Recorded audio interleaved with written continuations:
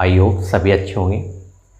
आज मैं ऑडिटिंग का नया पार्ट लेकर आया हूँ, नेक्स्ट पार्ट। और ऑडिटिंग में शायद अब मैं पार्ट ये पार्ट हमारा आर्ट है, पार्ट आर्ट। ये पार्ट हमारा जो है आर्ट, ठीक है। इससे पहले 7 पार्ट हो गए ऑडिटिंग के, ये 8 पार्ट है। और इसमें हम कुछ क्या पढ़ने वाले हैं ऑडिटिंग में, आज हम कुछ नए टॉपिक पढ़ेंगे। सबसे पहले अंकेक्षण के बारे में तुम बता देता। अंकेक्षण का मतलब क्या है? खातों की जांच करना। अब ये अंकेक्षण क्या है, आज अंकेक्षण के बारे में कुछ आपको 2 ही लाइन दिखाई दी होगी लिखी हुई, पर ये 2 लाइन में बहुत कुछ इनमें बताया जाएगा। सबसे पहले क्या बताया इसने? सरकारी अंकेक्षण। सरकारी अंकेक्षण क्या है?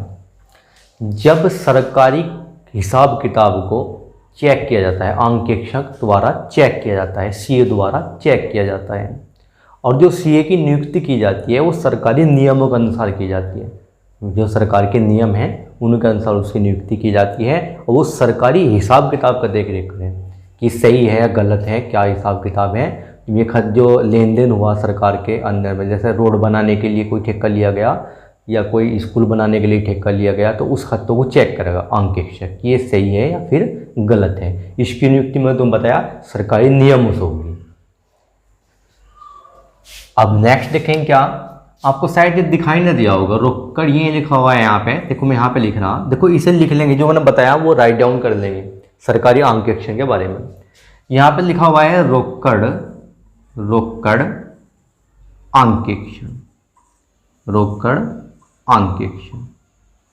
इस रोकड़ अंकेक्षण में क्या होता है? इस रोकड़ अंकेक्षण में जितने भी रोकड़ के लेन देन हुए हैं, रोकड़ अंकेक्षण में जितने भी रोकड़ संबंधित लेन देन हुए हैं उन सब की जांच की जाती है, केवल रोकड़ संबंधी, ठीक है।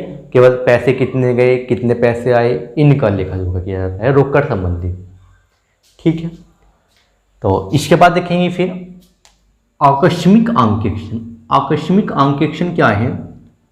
ये अंकेक्षण अचानक से हो, ठीक है। ये वर्ष के मध्य भी हो सके, वर्ष के अंत में भी हो सके, 3 माह बाद भी हो सके, कभी भी हो सकता है ये अंकेक्षण। ये आकस्मिक इसीलिए इसका नाम लिखा अचानक, जो अचानक से होगा।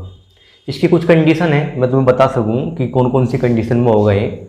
जब नया साझेदार प्रवेश कर रहा हो, जब नए साझेदार ने प्रवेश किया तो आकस्मिक अंकेक्षण कराना पड़ेगा तुरंत।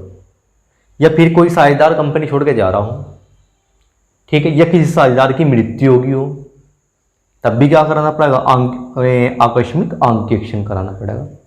या फिर कोई कंपनी बंद होगी हो, तब भी क्या कराना पड़ेगा? हमें अंकेक्षण आकस्मिक, अचानक से, ठीक है। तो ये था आकस्मिक अंकेक्षण। आई होप समझ पाए होंगे। इसे जो है राइट डाउन कर लेंगे, जो मैंने आपको बताया, एग्जाम्पल भी बताई।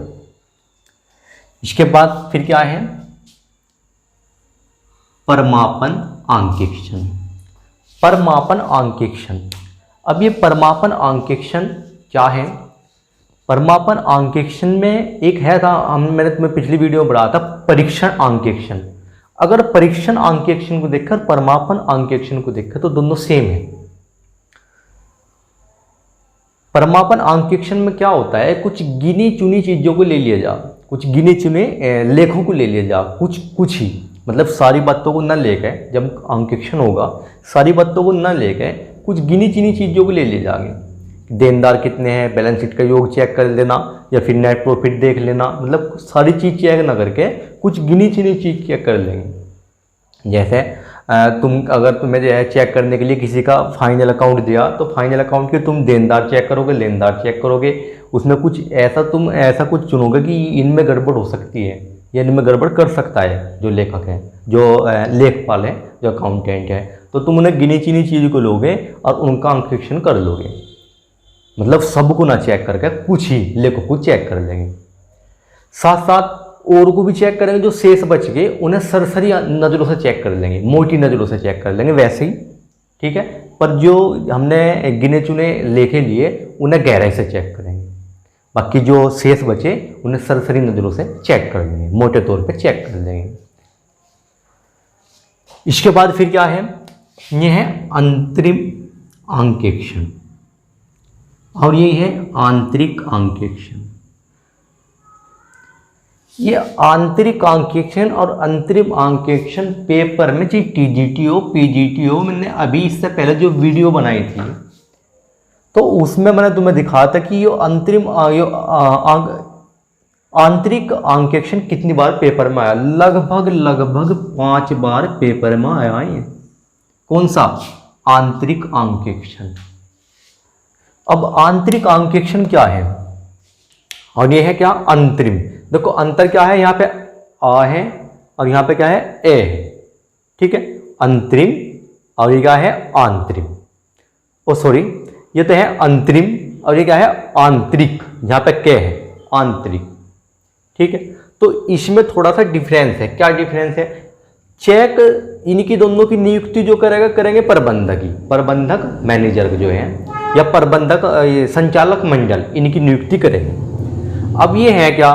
देखो इस आंकेक्षण में क्या होगा, ये सीए चेक नहीं करता, ये आंकेक्षण सीए नहीं करता। कौन करे? कर्मचारी करे।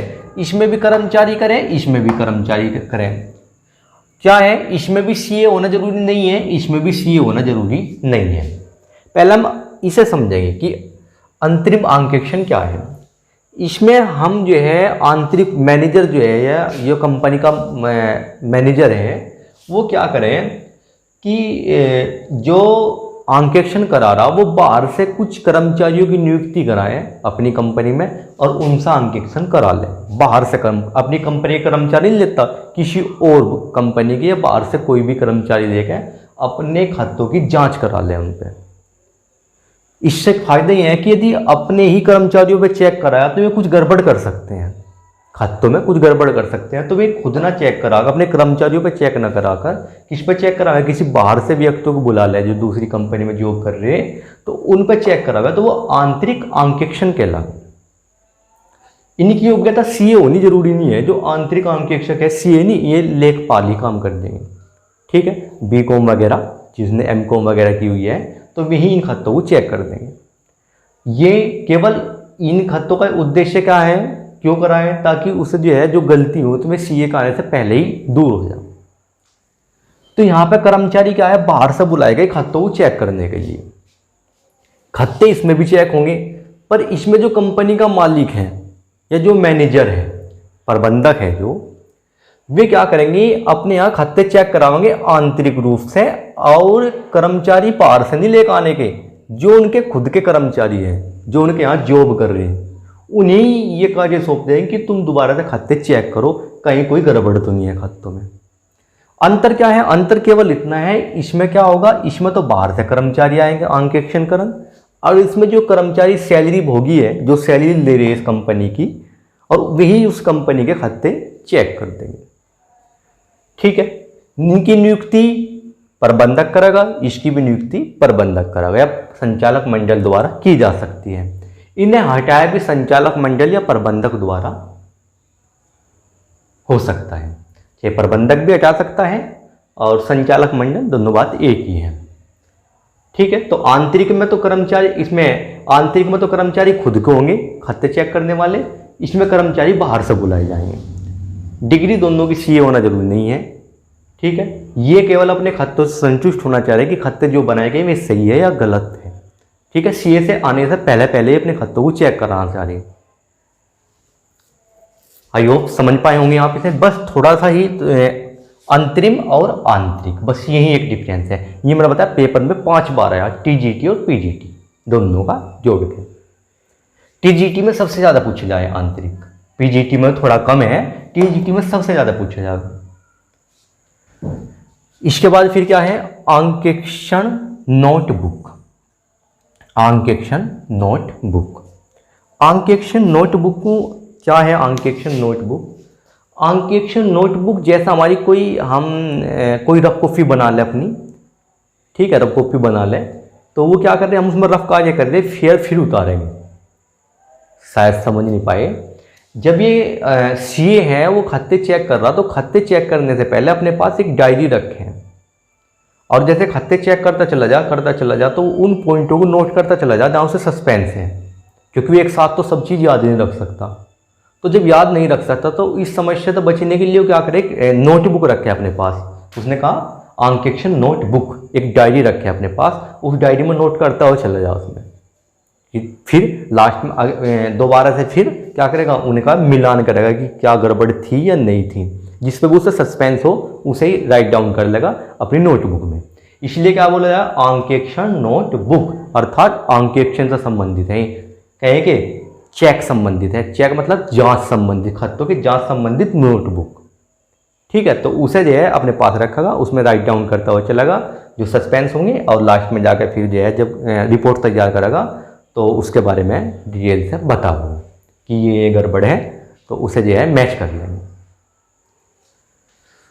तो ये था, आपको शायद पता लगा होगा जो मैंने बताने की कोशिश की है। तो ये था हमारा अंकेक्षण का पार्ट 8। तो फिर मिलते हैं नए पार्ट के साथ।